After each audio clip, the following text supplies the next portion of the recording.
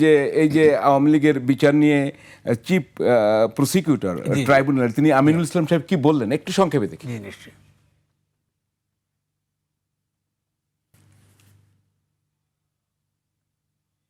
আমরা শব্দটি শুনতে চাই। শব্দটা শোনা দরকার। জি।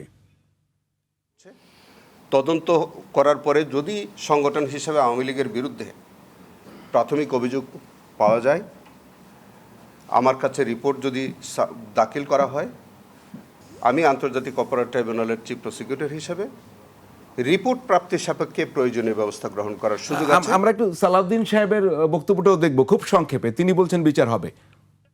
বাংলাদেশ আর কোনোদিন রাজনীতি করতে পারবে না। রাজনৈতিক দল হিসেবে আওয়ামী লীগের বিচার দাবি করেছি আমরা। আমরা শুনতে পেলাম যে আপনি এই দুটো মিলিয়ে যদি একটু বলেন যে প্রেক্ষাপটটি কেমন, সেটি আমরা কোন পর্যায়ে এগোতে পারি, কি বিচার হতে পারে, আর তাতে আমাদের কতটা লাভ হবে একটু। তার প্রথমত হলো যে আপনি আওয়ামী লীগের সংবিধান, আওয়ামী লীগের আদালত, আওয়ামী লীগের বিচার ব্যবস্থা আপনি আওয়ামী লীগকে বিচার করবেন? এটা তো হয় না, এটা তো হয় না।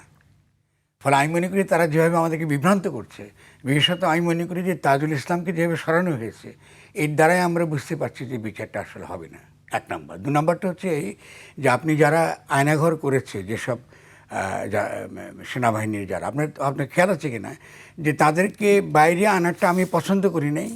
আমি যে স্ট্র্যাটেজিক্যালি রং। আপনি যদি বিচার করতে চান তাহলে বিচার করার কথা ছিল ওয়াকারুজ্জামান সাহেবের, আমাদের যিনি সেনা প্রধান ছিলেন, কারণ সেনা আইনেই তাদের বিচার হতে পারত, কিন্তু তিনি সেটা করেননি এবং তারা বলা সত্ত্বেও তিনি সেটা করেননি। তার কেন বিচার হওয়ার দরকার ছিল?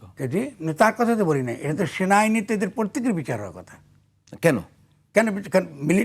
আমাদেরকে জানতে হবে যে এরা কমান্ডের পালন করেছিল কিন্তু তারা শেখ হাসিনার নির্দেশ পালন করেছিল। আপনি তো মিলিটারিতে নিজস্ব শৃঙ্খলা আছে, তার তো একটা আইন আছে, বিদ্যমান আইন তো আছে। তো আপনি সেনা শাসন, যে মিলিটারি আইনে তাদের বিচার হলো না কেন? এটা আপনি তো দেখুন, যদি আপনি বাংলাদেশের নিরাপত্তা ব্যবস্থা বা আমাদের যে এই সেনাবাহিনীকে যদি আপনি সম্মানের জায়গা আনতে চান, তাহলে তো আপনাকে এই বিচার করতেই হবে। কারণ সৈনিকেরা তো এই অন্যায় করে নাই। আপনি অনেক জেনারেল আছেন আমাদের, অত্যন্ত সম্মানিত ব্যক্তি, তারা অত্যন্ত দেশপ্রেমিক এবং তারা নিঃসন্দেহে নিরস্ত্র মানুষকে হত্যা করবেন না। এটা যে কোনো সেনাবাহিনীর বা সৈনিকের মর্যাদার সর্বোচ্চ ব্যাপার হচ্ছে নিরস্ত্র মানুষকে আপনি কখনো হত্যা করবেন না। এটা হচ্ছে সৈনিকের মর্যাদার প্রশ্ন। ফলে সৈনিকের মর্যাদাকে প্রতিষ্ঠিত করবার জন্যে সেনা প্রধানের উচিত ছিল প্রথম সামরিক আইনে তাদের যে ট্রাইব্যুনাল বা মিলিটারি ট্রাইব্যুনালে সেখানে বিচার করা। তারা সেখানে বিচার করেন নাই।